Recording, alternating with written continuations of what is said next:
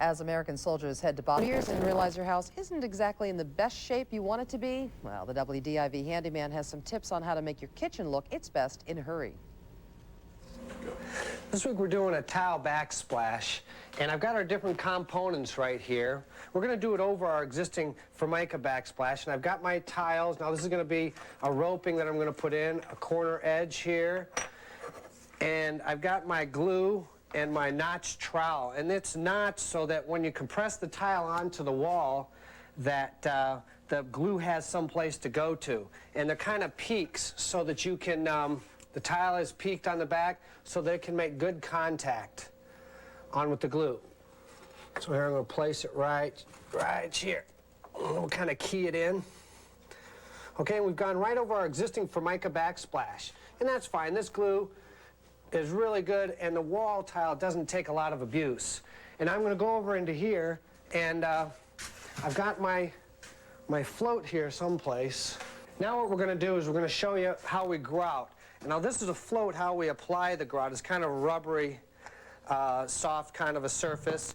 This is some grout for, unsanded grout for thin joints. And usually I add a little bit of latex additive to it. And mix it up here in my little container. And I'll scoop it out with my float, okay? And I'll kind of squish it in there real good to get it deep into the joints at a 45-degree angle to the joints. And then this roping here, maybe it's a little bit tricky. And I'll go down all the way along the countertop. In the end, the last bead that happens against the countertop here will have to be recocked, okay, because it'll flex a little bit. But we'll still shove grout in there at this point in time. And I'll let it set for a few minutes, and we'll wipe it up with a sponge or a towel. And there we have it. Nice finished tile backsplash that anyone can do. He always does make it look easy, you have to admit. I was going to say, I don't have that much time. Okay, the bathroom, maybe even the kitchen. If you are thinking of redoing cabinets and drawers in your kitchen, WDIV's handyman says he's got a couple of inexpensive ideas that will make the kitchen look like you spent a lot of money on it when you're done. What we're going to do today is we're going to put new cabinets into our kitchen. Now, this is what most people think of cabinets. They think brand new cabinets and boxes. And same with our base cabinet here, with a drawer box down here, and new shelves, tearing out the old. And now, what we've done is this is an unfinished one. Alrighty, but that's a new box because we needed new cabinet space. But let me show you how we can save a lot of money. What we're going to do is these old cabinets, we're going to use those also. And we're going to be painting the inside and the outside of them, either spray paint or brush. And then we're going to put on nice new raised panel door to match our other new cabinets. That's going to give us this nice European raised panel look. And we're also going to be painting these, and it's going to be for a fraction of the cost. And also, down here on the drawer bases, okay, we've got our drawer here. We've just unscrewed off the old ugly drawer front, and we're going to screw on a raised panel one there. Because these drawer boxes are good. They got good slides, and they're good, solid built, even better than some of the ones we get today. So there we are, and we're going to paint it all up. You know, we're going to have brand new cabinet and a brand new cabinet look for a fraction of the cost. Looks good. Now listen. Use your razor knife and kind of create an edge. It doesn't have to be a straight edge. It just needs to cut it and end it there. All righty? Now the other secret to this whole thing is to also prime your patch, prime your damaged area before you patch it. All righty? Because what you want to do is you want to stop the alkaline reaction that's in the plaster. Because lime is so strong, it's just going to burn right through any kind of traditional patching material. One more crucial part to this whole repair job is using the right joint compound to use it. You don't want to use standard joint compound. You want to use a setting type like Durabond, okay, which is available at any local hardware store or lumber yard. And it's more compatible with the lime in the existing plaster, and it won't burn off. Alrighty, sometimes you'll see the patches that are burning off, these old patches. And what I'm going to do is I use the hawk and trowel, and I mix it up. You have to mix this up. It's just going to be powder. I use a hawk and trowel, which is like a plaster method. And we're going to go ahead and make our repair start with this one, and I'll go back over a second coat with some of my old stuff that I had done a few minutes ago. Finishing the project, we'll put a couple more coats of mud on, smooth it out, and we'll sand it a little bit. Then we'll reprime it again with like a good oil-based primer. And that will seal again the properties, the lime properties that are even in this one. And then we can coat it in the end with latex if we want a good latex. Fix up the house. Today, for those of you who chose fixing up the house, we begin a 3-part series of remodeling a kitchen, making it look like a showplace on a shoestring budget. Dale Cranston shows us how. This week we're starting a 3-part series on remodeling or updating a kitchen. And the customer originally had an idea of tearing out this wall, which you can see is already done, and opening up the space, which is great. Then we were going to put in an island, or they were going to put in an island with a cooktop in it, some Corian tops, and rip out all the cabinets and put in all new cabinets. But because of budget restraints and the cost factor and the time factor, they called me up. And what I'm going to do is I'm going to show you how you can make a showplace kitchen on a shoestring. And let's get busy. All right, these are the cabinets that we're going to be working with here. And the boxes are just fine in here and we're just going to use the same shelves and the adjustable shelves there. And what we're going to do is we're going to replace the doors. And here's a sample of a door here. It's going to be a nice raised panel look here. And there's going to be some real nice shadowing that's going to happen from our lights up above. And then same with the drawer boxes. The drawers seem to be working just fine with some nice slides that may need to be lubed or something. And we're going to put on new drawer fronts, okay, just like this, a raised panel drawer front. Then in the end, what we're going to do is we're going to spray everything. We're going to spray it all a nice almond color. The insides of the cabinets and the insides of the drawers too. And that's going to give us this finished, nice new cabinet look for a fraction of the cost. This is the sink that we've got to get rid of here. And my philosophy is that this is a main focal point, especially with our recessed light that's going to be right above it up there. And we've got to spend money on our sink and faucet. There's no getting away from that. We just want to make sure we spend it on the right sink and faucet.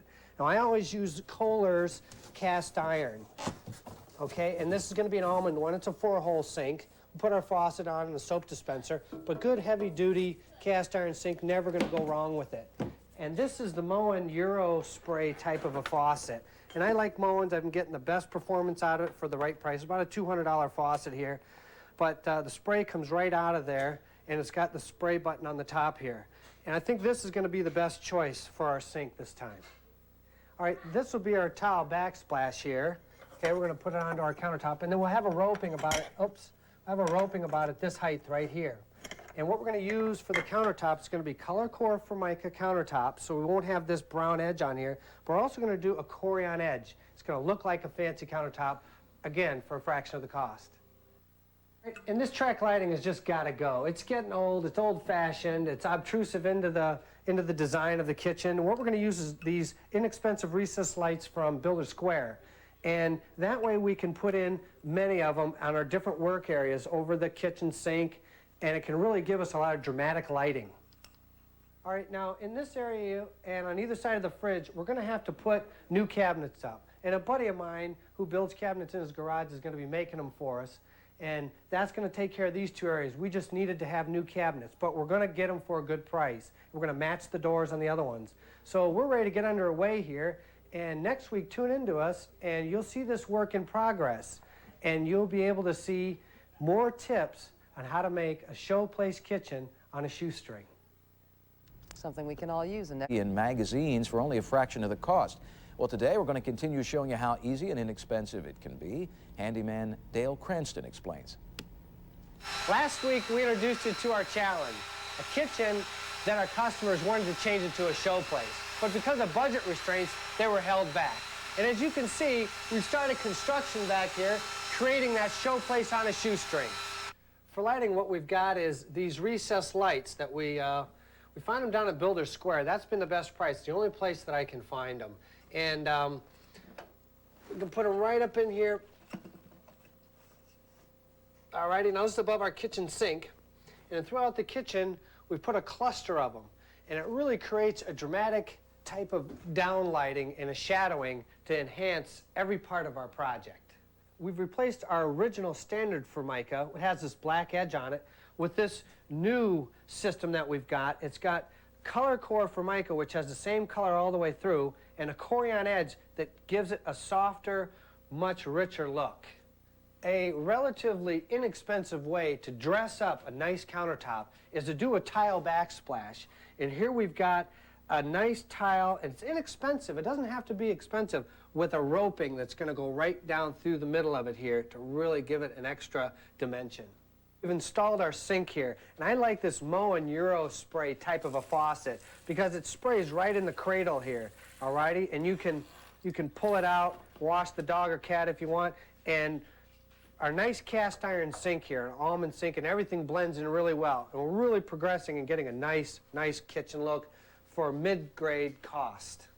We're in the process of installing our cabinets right now, and we had to spend some money on some new boxes and doors for over here where we didn't have cabinets before.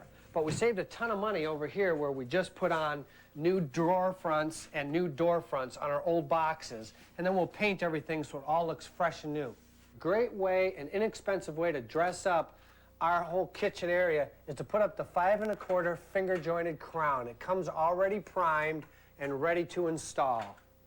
And finally, our greatest cost-saving measure was that the husband and wife put in some sweat equity along with some friends down the street, and they worked with the trained professional to really save some serious cash. So be sure and tune in next week to see this finished product that's going to truly be a showplace on a shoestring.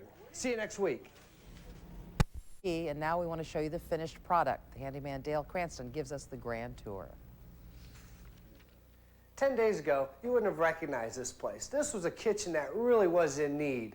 So for the last week and a half, we've been working day and night, long and hard, to create what we believe is a real showplace. Now, let me take you on a tour of some of the different things that we've done. All right, just a couple of items that are really important to me. One is the raised panel doors here. This raised panel door design, I really believe it's a timeless design. Always looks good with any motif. And the Corian edge on the countertop with the color core really blends with those two also.